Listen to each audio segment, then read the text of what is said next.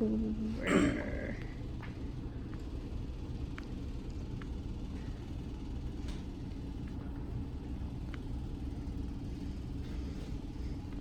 probably really zoomed in. Okay. Thank you guys for being here today. I'm giving a persuasive speech for an online class. Did any of you have to swerve around any shopping carts when you pulled into my house today? No. Yeah, probably not. Did any of you have to pick up litter around your workplace today in the high heat, or in today's case, in the rain? Yes. Probably not. The thing is, when we leave our shopping carts out at Publix or Restaurant Depot, we're putting employees in the position where they have to pick up after us. Now, by returning our carts, we're ultimately keeping people safe and demonstrating strong character and ethical behavior. And my goal today is to equip you guys to make a small change that will ultimately make a big difference. Now, there's a problem. And that problem is people leaving carts out in the middle of parking lots.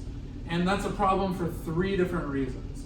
The first reason is that it could cause damage to cars.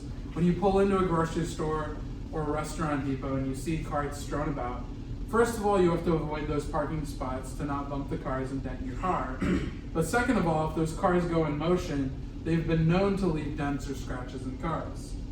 Now, the second problem is the problem with safety.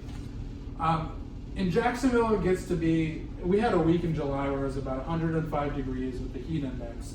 And people who work at Publix and Restaurant Depot have to go wrangle those carts in those conditions. Now, with an infographic I have, it depicts the weather fatalities in 2018. Now, I'm going to pass this around so you can see, and it's in my outline. Basically, the highest number of fatalities in 2018 is from heat stroke. And heat stroke's caused by exerting yourself in the hot weather.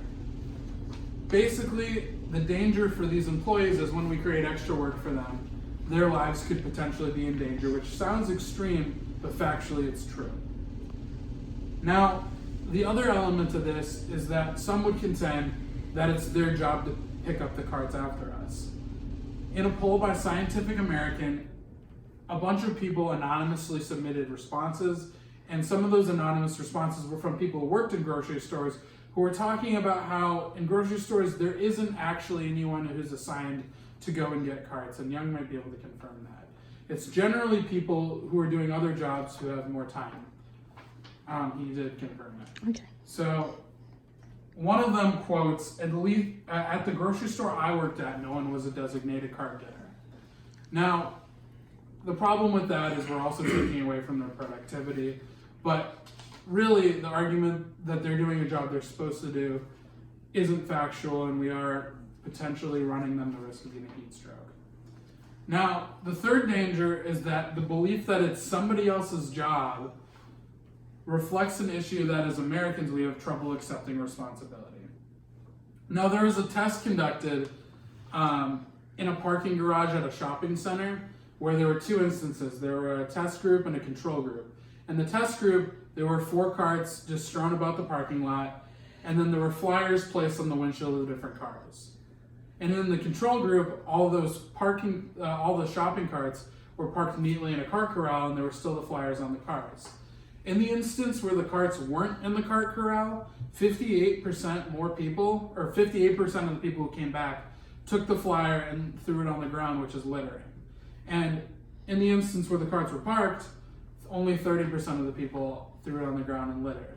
While that might not seem like a big difference, the blog, and it quotes, it says, "The data above suggests that as a situation borders on deviance, more people will trend towards disorder.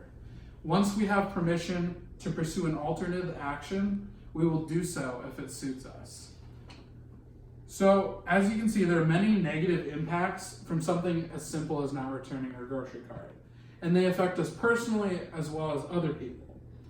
And you might have realized now that the issue is a lot larger than it seems like, but the good news is that the solution to those issues is easy. So, there are a few elements that makes it easy. First of all, returning a cart takes about 30 seconds or about 20 or 30 steps, so it's relatively convenient.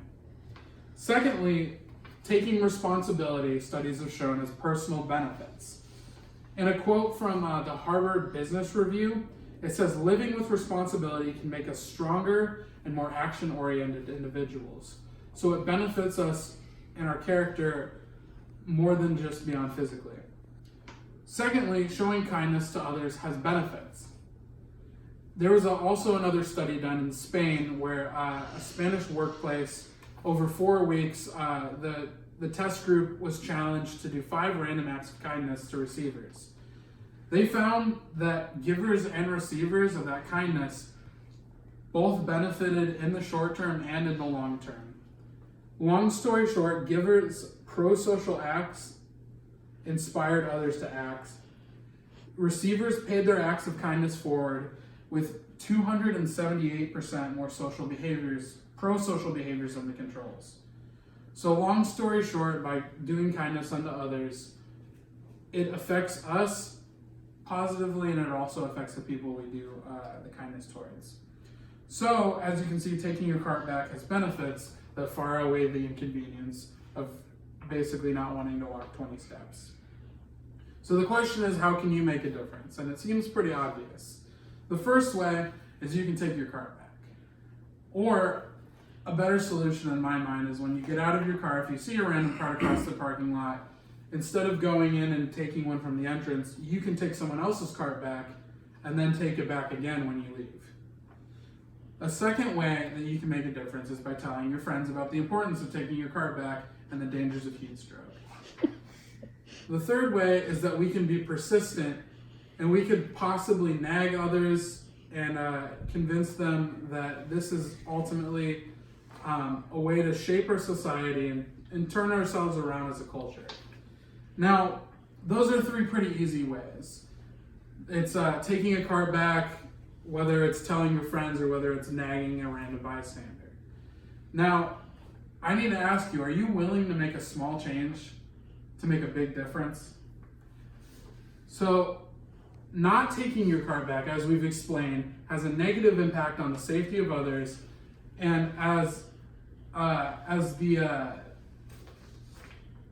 Scientific American would say, the greater ramifications of the social order.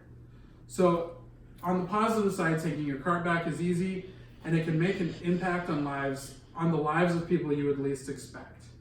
So, long story short, if we can change our society, you might never have to swerve around a cart at Publix again. Now, I relate this all back to the butterfly effect. The butterfly effect is a concept that a seemingly insignificant action can lead to larger catastrophes.